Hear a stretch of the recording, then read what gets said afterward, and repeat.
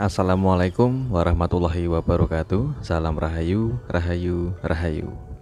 Sudah beberapa minggu ya teman-teman, baru sempat bikin konten dan berbagi tutorial kepada teman-teman semuanya.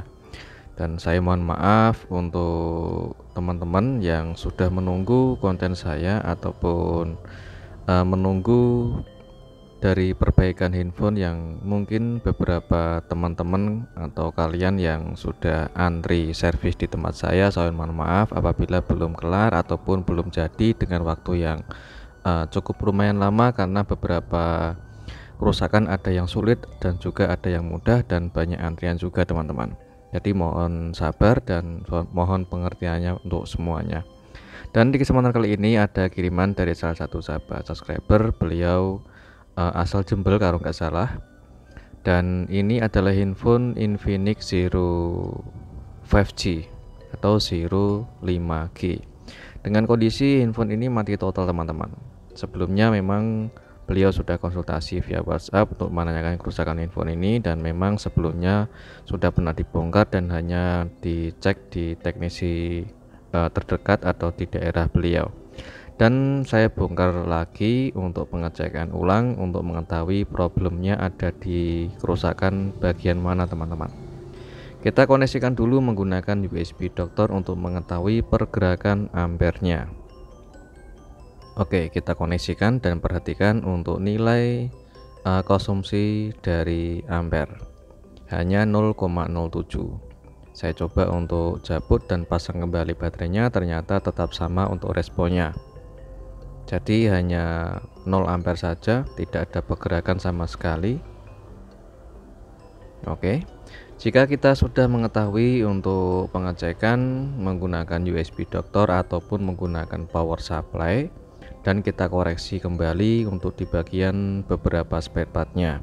Untuk di bagian ini saya ada beberapa spare part yang agak saya curigai, yaitu di bagian port bawah atau di bagian soket konektor chargernya, karena ada seperti jamur atau korosi teman-teman.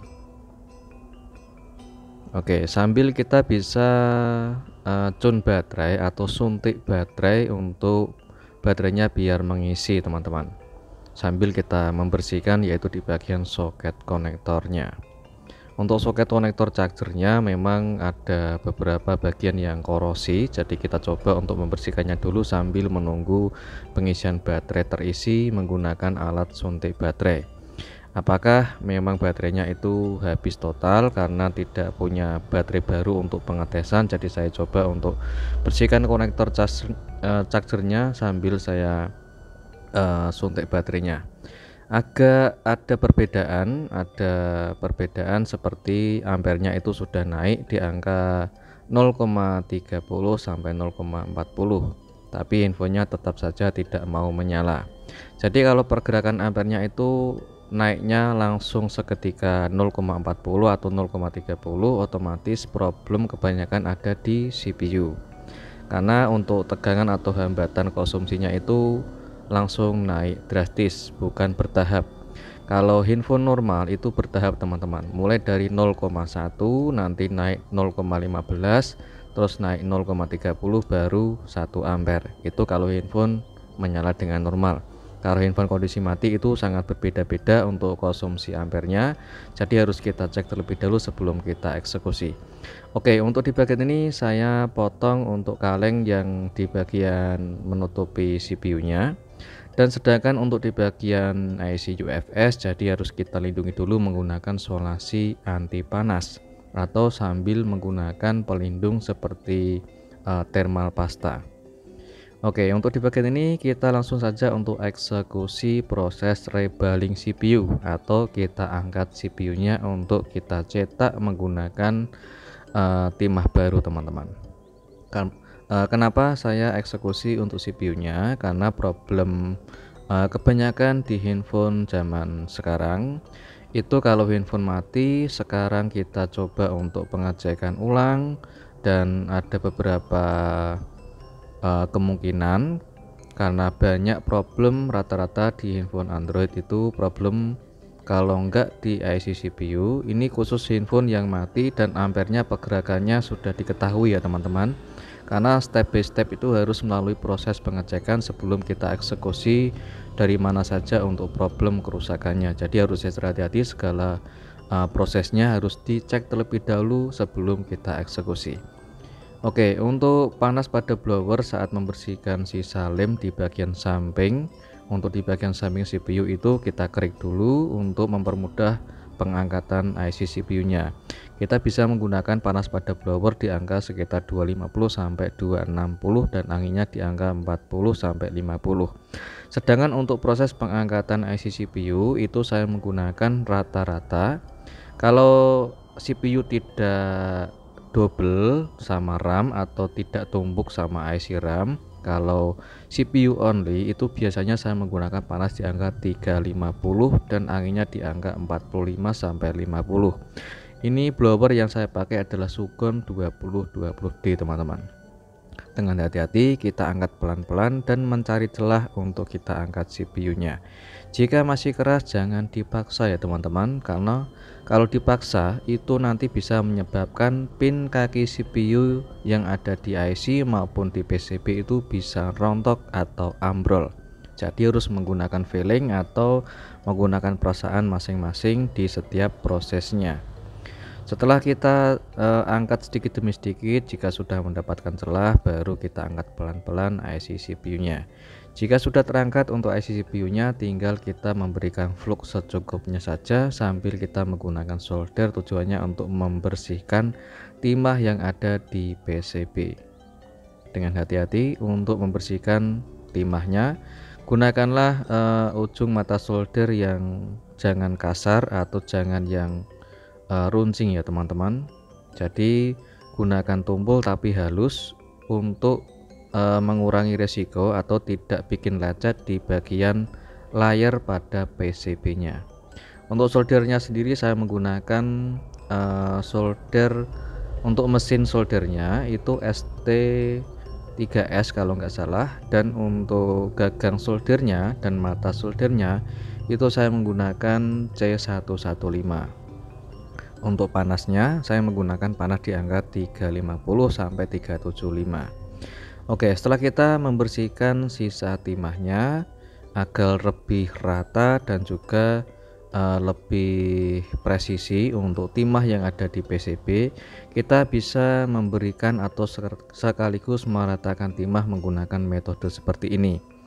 Kalau lemnya itu sudah hilang total, tidak ada sisa lem yang ada di PCB, kita bisa memberikan timah baru seperti metode yang saya pakai seperti ini, yaitu tanpa menggunakan good wick untuk meratakan timahnya, melainkan kita menggunakan hanya ujung mata solder dengan lembut dan hati-hati, dan memberikan timah baru menggunakan timah gulung sambil kita ratakan menggunakan solder dan pelan-pelan saja.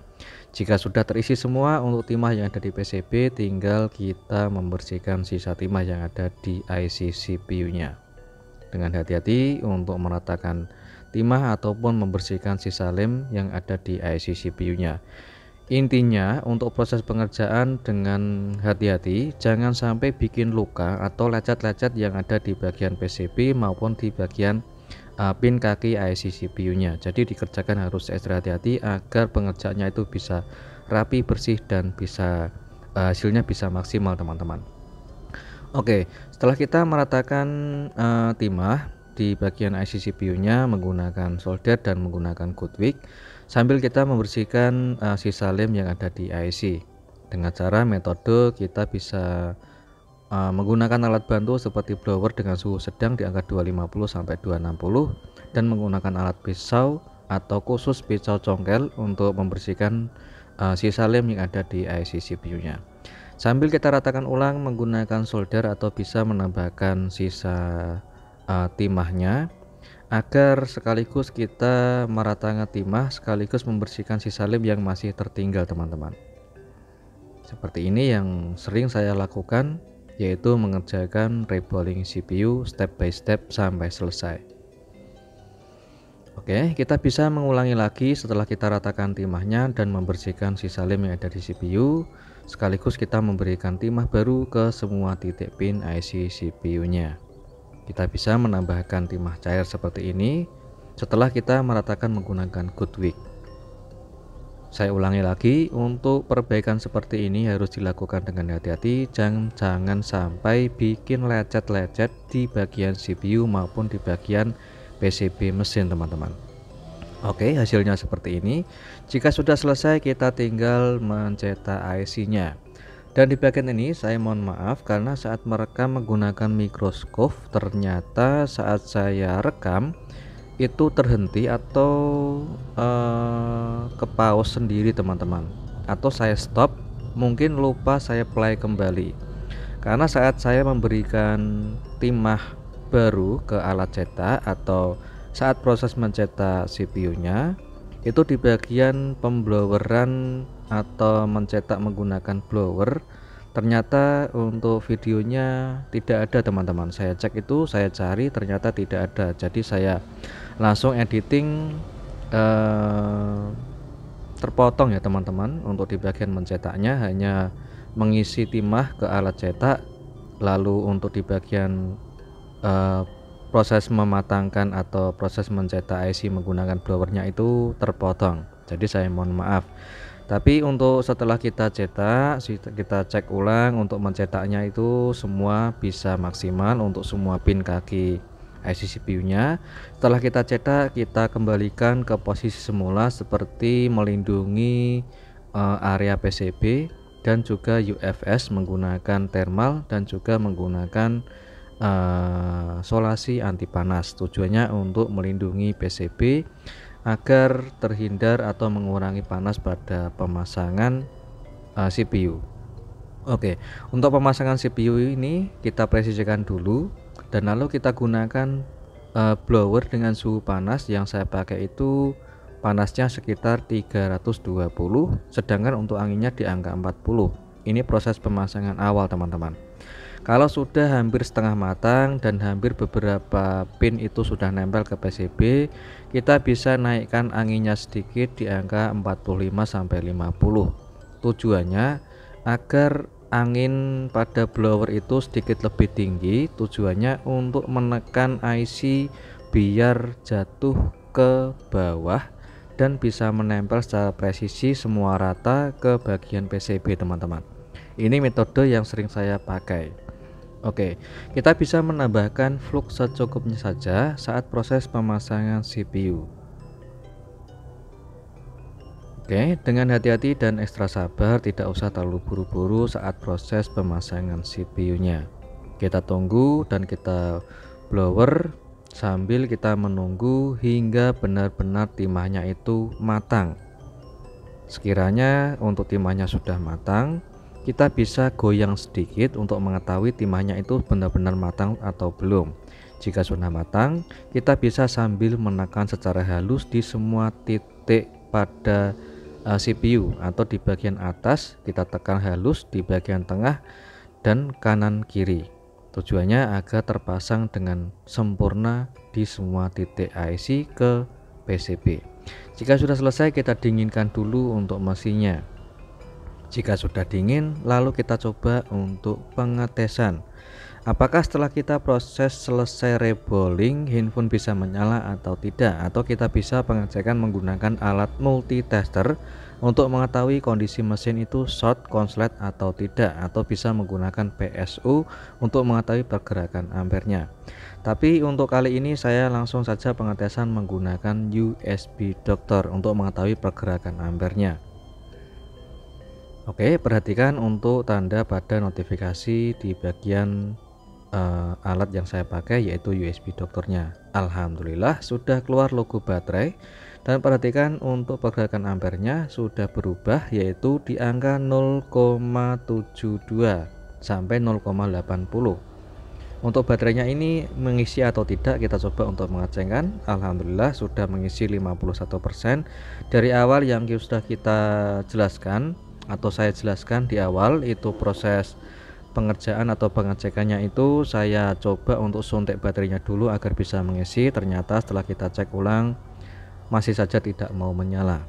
Setelah kita selesai untuk proses rebolling, alhamdulillah handphone sudah bisa menyala dan tinggal kita pengecekan ulang. Setelah kita nyalakan, dan ada polanya atau passwordnya. Jadi saya coba untuk hubungi beliau dulu untuk mengetahui yaitu polanya.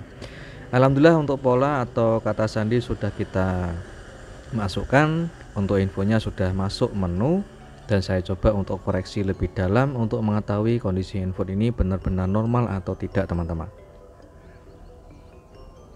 Oke, saya cek koreksi untuk versinya benar. Untuk infonya ini yaitu Infinix Zero 5G, dan setelah kita koreksi dan kita cek, alhamdulillah handphone bisa menyala dengan normal tanpa ada problem lain seperti handphone kembali restart. Alhamdulillah handphone bisa menyala dengan normal, tinggal kita matikan ulang infonya dan kita bisa pengecekan seperti memasang kamera, ataupun sebelum kita pengecekan lebih dalam kita bisa membersihkan sisa fluk yang ada di PCB. Untuk thermal pasta yang sudah saya kasih di bagian UFS untuk melindungi panas dari blower saat proses pengerjaan rebolling, kita bersihkan menggunakan thinner. Untuk thinnernya menggunakan thinner kelas A ya teman-teman, jangan thinner sembarangan, karena untuk setiap thinner itu pasti ada nilainya, atau jika kita ukur menggunakan alat multi itu, kalau thinner yang biasa atau thinner yang murahan itu biasanya menyebabkan ground teman-teman. Setelah kita bersihkan PCB menggunakan thinner hingga benar-benar kering dulu. Jika sudah kering kita baru memberikan thermal pasta. Ini thermal yang saya beli kalau nggak salah merek Tool, yaitu satu botol isi 100 kalau nggak salah, 100 piece, yaitu 100 kotak. Itu saya potong tipis jadi dua, jadi saya belah jadi dua untuk memberikan thermal pasta ke CPU maupun di IC UFS nya. Untuk di bagian logam penutup mesin atau logam penutup kalengnya, ini sengaja saya pasang ulang agar pengerjaannya agar lebih sedikit rapi ya teman-teman. Kita kembalikan ke posisi semula menggunakan lem LCD yang sering menggunakan lem. Oke, sambil kita bersihkan agar hasilnya bisa lebih maksimal. Untuk di bagian thermal pasta yang ada di frame atau tatakan pada LCD atau di belakang mesin, itu sengaja saya bersihkan, atau kita bisa menambahkan thermal cair ke bagian yaitu penutup mesinnya. Tujuannya untuk menjaga kestabilan panas pada mesin teman-teman, yaitu menggunakan thermal pasta. Oke, untuk menggunakan thermal pastanya jangan terlalu banyak, usahakan secukupnya saja. Kalau ketebalan itu nanti tidak bisa bikin handphone tahan lama, karena kalau ketinggian thermal otomatis kondisi mesin itu bisa menyebabkan melengkung atau bengkok, yang menyebabkan IC bisa, atau menyebabkan timah IC itu bisa tidak presisi kembali. Usahakan menggunakan thermal pasta itu secukupnya saja. Alhamdulillah untuk pengecekan yaitu seperti kamera dan fungsi lainnya bisa kembali normal. Dan gitu aja untuk tutorial kali ini, semoga bermanfaat. Assalamualaikum warahmatullahi wabarakatuh.